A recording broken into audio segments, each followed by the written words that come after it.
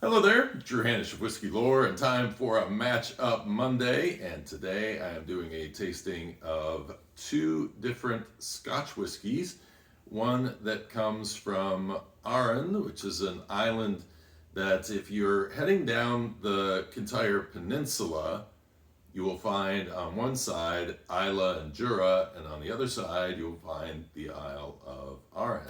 And this is a 10-year-old whiskey. This is one that I purchased because everybody was raving about it. And so I bought it, I tasted it, and I did not rave about it. I was kind of like, all right, I don't get it.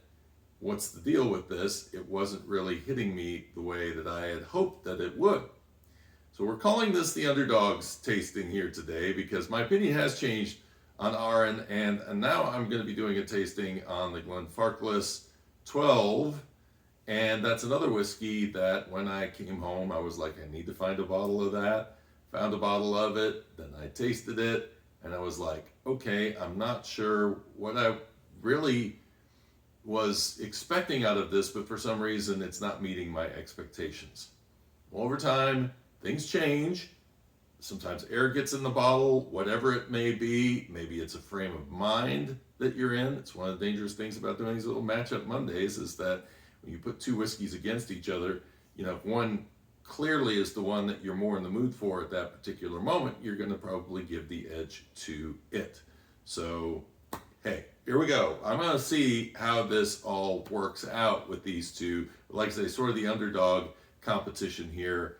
But I feel like my opinion of these has been elevating over time. And so let's jump in first. And I'm going to do a tasting of the Glenfarclas 12 first because I think this one tends to be a little bit more complex and it requires a little more attention. On the nose, it is very bright with pear, apple. I get green apple big time on this.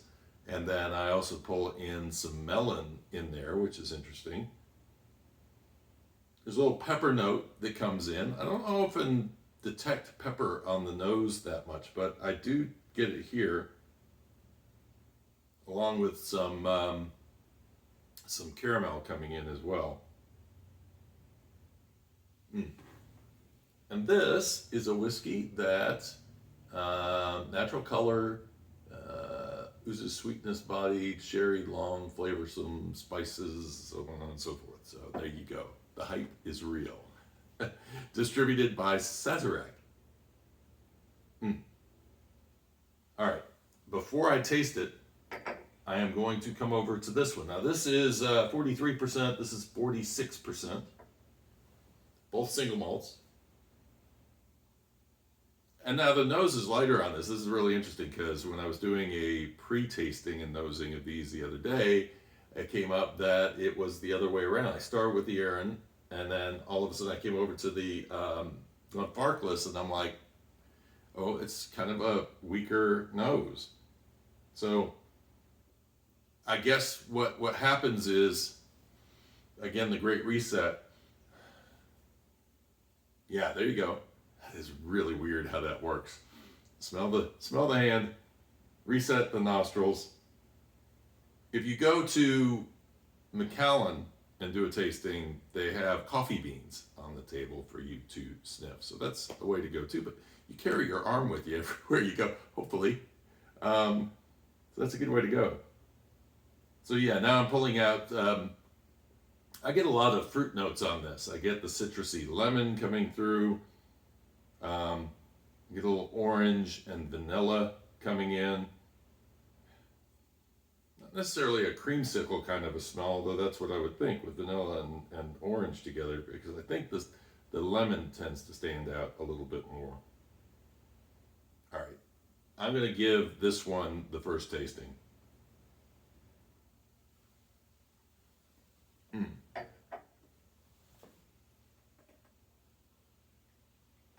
Wow. Nice body to it. Grain, ginger, peach. Still a lot of fruits going on in this. Grain notes linger, pepperiness, A little bitterness on the end. In some ways, this reminds me of a pot still whiskey because it does have that grain, doesn't have the full honey note coming in. I think that's the thing that it's kind of missing, is that graham cracker note that I really look for. The grain is somewhat subdued. Definitely a change of opinion on this whiskey over time. Again, I don't know whether it's just more air getting to the bottle, different frame of mind, whatever it may be, but I get a nice little lemon meringue on the palate, and that's part of what sells me on it now. And I think that's another thing too, and I've mentioned this before, that once you find that thing that really sells you on a whiskey and you start paying attention to it, you start looking forward to it. And as you start looking forward to it, suddenly your opinion of whiskey can change, because you're like, I figured it out. I know what it is that I like or don't like about this whiskey. That is a distillery I would love to go see at some point. I have dreams of maybe going back to Scotland, and I'm working on another potential book idea after I get done with the Tennessee Whiskey History book. There will be a not quite as intense book, and it may require me to travel to Scotland, and if it does, then that's one of the distilleries I definitely want to go see. The Lag Distillery now is also on the island, so that gives me two different distilleries to go visit while I'm there. All right, let's jump over to Glenfarclas 12. Much darker in color, as you can tell. Scents are still strong, but not as well defined. There we go. It really does work, folks. Try it. Try it. Tell me if you have success with it. Cheers.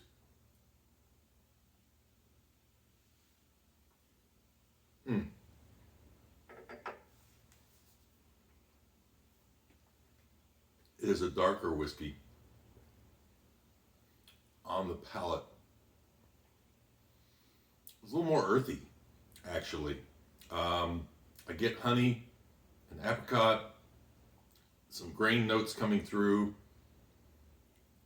but much darker notes. The sherry is actually pulling through, and I'm getting some of like plum. So I'm pulling some plum in from this whiskey as well. It's kind of muted, and underneath, there's a pepper that comes in towards the end, but it's not a heavy pepper. A little bitterness on this one as well once it gets to the finish, probably from that, if they're using European oak, maybe coming from that. Little bit of orchard fruit. I am left with kind of a prune fig finish on this. So, where's my opinion on these?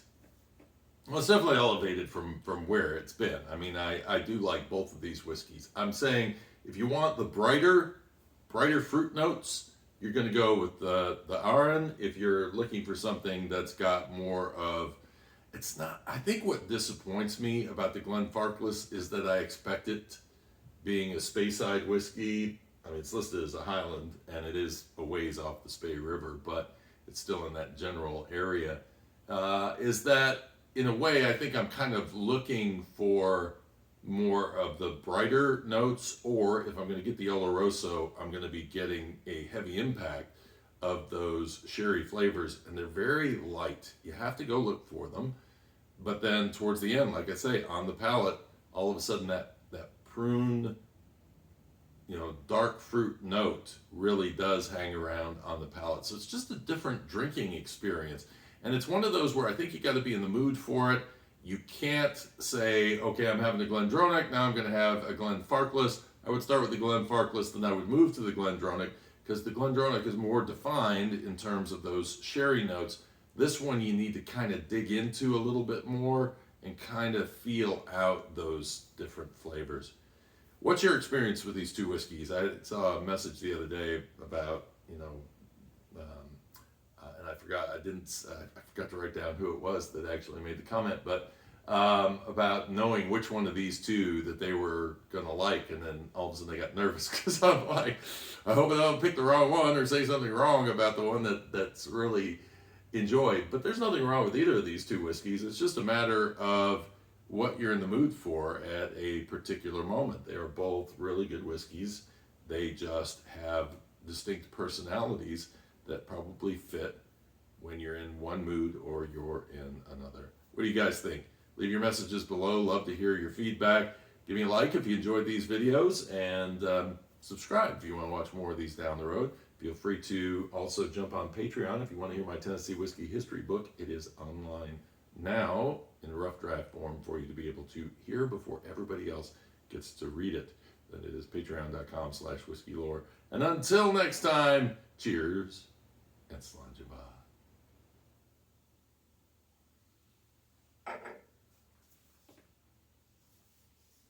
A little baking spice in there too.